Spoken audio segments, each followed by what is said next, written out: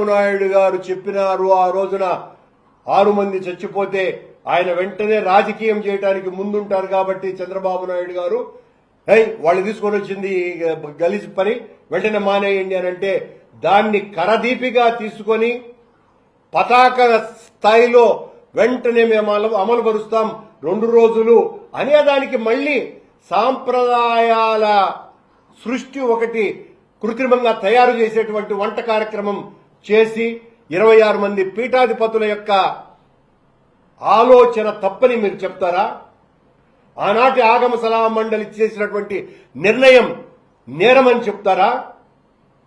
ఆ దాదాపు 10 లక్షల మందికి అవకాశం సామాన్య భక్తులకు ఇచ్చినటువంటి అవకాశాన్ని తప్పని చెప్తారా?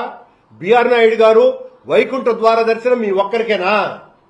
మీకు మీ పాలక మండలి సభ్యులకేనా? మీరు ఊడిగం చేసేటువంటి ఆ